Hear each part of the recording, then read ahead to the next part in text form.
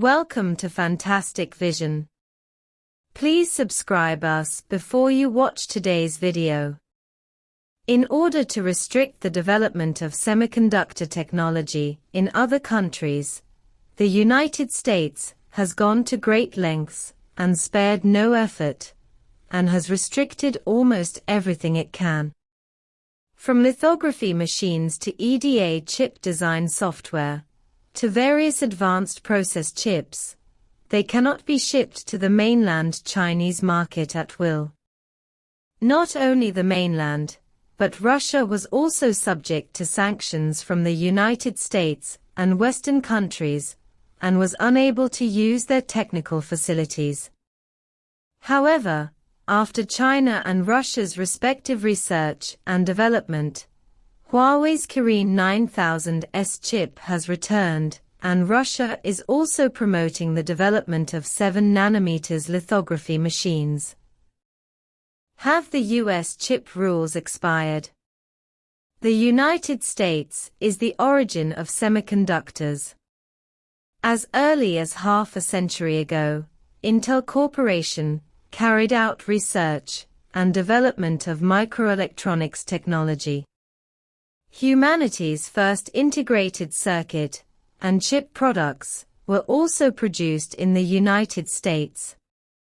Because it started early, the United States has formulated a large number of rules and standards.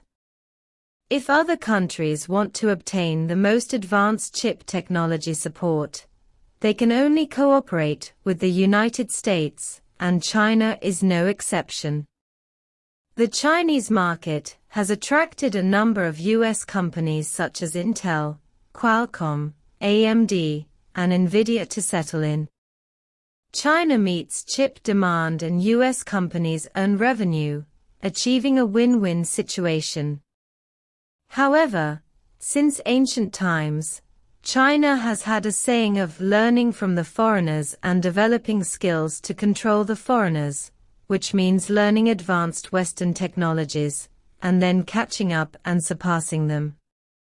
China's chip industry is getting stronger and stronger, and the United States is beginning to be unable to sit still and no longer provide top chip technology support to China. At first, ASML was restricted from providing EUV lithography machines to the mainland, and then it implemented chip rules against Huawei, causing TSMC to stop manufacturing chips for Huawei.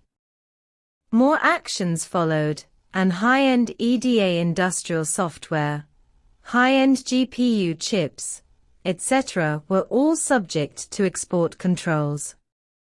The United States does this simply to maintain its leading position, so that the United States can harvest the wealth of high-end manufacturing in the long term.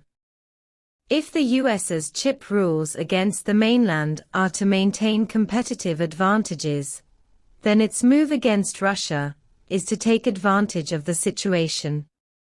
Russia's conflicts with neighboring countries gave the United States reason to impose sanctions, and it united with European countries to take restrictive actions against Russia. In terms of the semiconductor industry, it is not allowed to export chips to Russia. Because Russia has long relied on chip imports, after being restricted, Russia has the goal of self-research, which is consistent with China. The United States has adopted severe restrictive measures on the Chinese and Russian chip industries, and the best way to break the restrictions is to conduct self-research. With self-research breakthroughs, not only can we get rid of dependence on American technology, but we can also continue to develop the industry and become bigger and stronger based on our own breakthrough technology. At that time, if the United States does not want to completely lose its market, it will have no choice but to relax export controls. The good news is that China and Russia have broken through the situation one after another, ushering in the dawn of hope. Let's look at China first. At the end of August, Huawei's Mate 60 Pro mobile phone went on sale, and the new Kirin 9000S chip was also launched together with the mobile phone. This is a Kirin chip processor that Huawei has never seen before. After analysis, it was confirmed that the Kirin 9000S is produced in mainland China. This shows that China's chip supply chain has the ability to manufacture Kirin chips for Huawei. In this way, chip design and manufacturing can be completed in mainland China.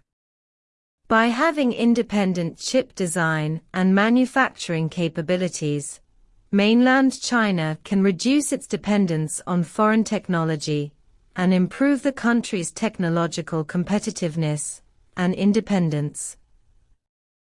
The United States threatened to launch an investigation into the Kirin 9000S chip to see if it violated U.S. chip rules. However, more than a month has passed and no investigation results have been reported from the United States. Looking at Russia again, if Russia wants to master the ability to be self-sufficient in chips, the problem of lithography machines must be solved. The Russian Academy of Sciences has stated that it will develop a lithography machine capable of producing 7 nanometers in 2028. Just in early October, researchers at St. Petersburg Polytechnic University in Russia broke through a domestic lithography complex that can eliminate the mask step and use mask-free nanolithography and plasma chemical etching equipment, and use professional software to under control. Photolithography of chip patterns is achieved. Are the chip rules invalid? Both China and Russia have solid scientific research foundations, and Russia's science and engineering standards are even more advanced in the world. Products left over from the Soviet era are still benefiting Russia. The United States took action against China and Russia at the same time, but it did not expect that restrictions would only deepen China and Russia's determination to conduct self-research. In a short period of time, China and Russia have successively achieved ice-breaking success, especially the return of Huawei's Kirin 9000S chip, which has given mainland China's chip industry chain the confidence to deeply deploy a localized ecosystem. With the hot sales of Mate 60 series mobile phones, the output value contributed by the Kirin 9000S chip to the industry is also immeasurable. From ordinary people to suppliers, and even the entire Chinese technology, it will undergo earth-shaking changes. As for Russia's research and development of 7 nanometers lithography machine project, although it has not yet taken the final step, Russia's determination for self-research cannot be underestimated. Once Russia's domestically produced 7 nanometers lithography machine is launched in the future and provides a new development route, the US and Western technology system represented by ASML will be broken. Have the US chip rules expired? Facing the self-research breakthroughs of China and Russia, the United States can no longer be as arrogant and condescending as before. If the United States continues to increase restrictions now, it will not gain any benefits except putting American companies in a dangerous position outside of globalization. Unrestricted national enterprises are accelerating the process of getting rid of American technology. Just imagine, if Huawei was not restricted by chip rules, I am afraid it would still hand over chip orders to TSMC. TSMC would purchase semiconductor equipment from the United States and contribute to the development of the U.S. economy.